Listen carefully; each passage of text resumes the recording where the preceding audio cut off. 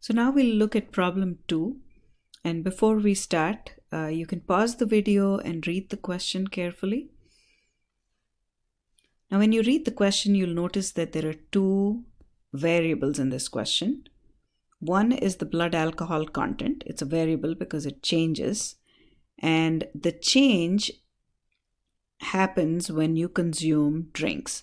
So the number of drinks consumed is a variable and the blood alcohol content is the other variable.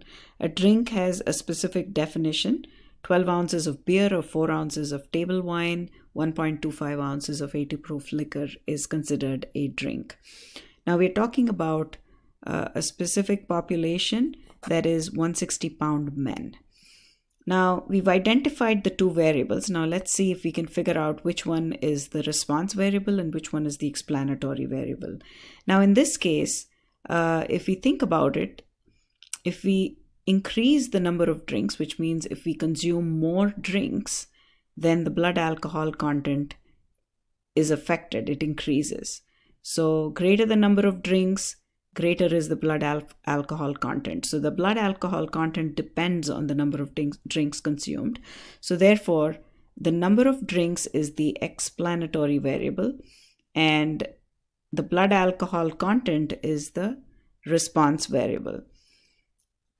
So the equation of the regression line, so I guess the relationship is linear, and the regression line is given by BAC equals 0.023 times the number of drinks. And why I call it a line is because it's in the form y equals mx plus 0. The exponent on x is 1, the exponent of y is 1, so it is a linear equation. So this is the regression line. Now, if we know what y and x are, we usually use the actual variable. So blood alcohol content is equal to 0.023, which is the slope, times the x-intercept, which is the number of drinks. Now, the next question says, explain what the slope of this line tells us. What is the intercept and how do you interpret the slope and the intercept? So now let's start with the slope. In the first video for chapter 4, we defined slope. Slope is rise over run. So rise is vertical, right? And the vertical would be the y, the change in y. So the rise is a change in y. Run is horizontal. So it would be the change in x. The x is the horizontal axis. So that's rise over run. Change in y over change in x. Now remember that here we know exactly what x and y are. So we're going to write down number of drinks for x and blood alcohol content for y. So change in blood alcohol content divided by the change in the number of drinks is equal to plus 0.023 over plus 1. So what this means is, now we just draw these arrows so we know which one corresponds to which. So the number of drinks, the change in the number of drinks is positive 1, which means the number of drinks increases by 1, which means one more drink is consumed. Then what happens to the blood alcohol content? The change is positive, so the blood alcohol content increases by 0.023. So the slope defines the relationship between the number of drinks and the blood alcohol content. For every one extra drink consumed, the blood alcohol content increases by 0.023. That's what the slope tells us. Now the intercept is the point where the graph of the line crosses the y-axis. So here, if it's crossing the y-axis, the x-coordinate is equal to 0. So we plug in the x-coordinate to be 0. And if that is done, if we plug in 0 in for X, we get BAC equals 0.023 times 0. So blood alcohol content is 0. And isn't this exactly what we expected? If we do not consume any drinks, which means the number of drinks is 0, which means do not consume any drinks, then obviously our blood alcohol content will be 0. So that's exactly what the y-intercept really means. So we have the line that looks like this, and it intersects with the y-axis at the origin. So if x equals 0, y equals 0, that tells us that the line passes through the origin. And what that means is if no drinks are consumed, then the blood alcohol content obviously will be equal to 0. That's the interpretation of intercept. Now the next question is, find the predicted BAC for a 160-pound male who drank 4 12-ounce beers over the last 1 hour.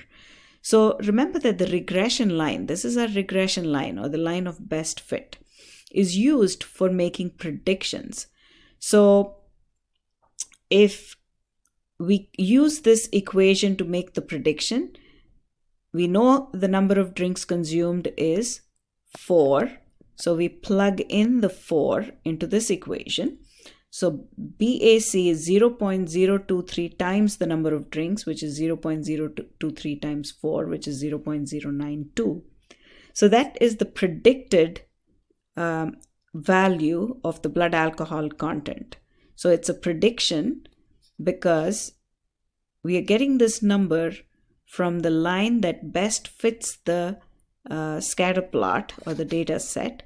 And it's either called a prediction or an estimate. So our estimate for the blood alcohol content after a 160-pound male consumes 4 drinks is 0.092. And 0.08 is the limit that we cannot cross if we are going to drive safely. So since this exceeds that limit, we could say that it's not a good idea for him to drive. Does this really mean that his blood alcohol content is exactly 0.092? Not really. It's a prediction or an estimate. And it could be higher or lower, but this is an estimate that we can use to make certain decisions. The next part of the question says, draw a graph of the regression line for a range of drinks between 0 and 10. So we're going to sketch the graph of the straight line, and in order to sketch the graph of a straight line, all we need is 2 points. So we can plug in values for x. This is our x, although we don't call it x, it's the number of drinks. But remember that given an x, we can find a y by plugging the x into the equation, right? So here, if the number of drinks is 0 in the first case, we plug in the number of drinks equals 0 into the equation. So here is what we plug in for the number of drinks. And if it is 0, then the blood alcohol content we can calculate is equal to 0. In the second case, we plug in a number of drinks equals 10. And when we plug in number of drinks equals 10, then the blood alcohol content is 0.23. So we can sketch the graph by plotting these 2 points. 0, 0 is 1 point on the graph, 0, 0.23 is the second point on the graph, and we join the two with a straight line. And that's the sketch of the regression line. And note that we can make predictions anywhere between 0 and 10 if these are the data collected. If data are collected between 0 and 10, then that's the only range of values within which we can make predictions. For example, we cannot extrapolate outside of 10 drinks. So suppose we want to find out what would happen for 15 drinks. That doesn't even make sense because we do not have data to support the line. So we have data only in this area, and that's where we can use this line for prediction. Extrapolation cannot be done over 10. So x equals 15, it would not give us a valid answer.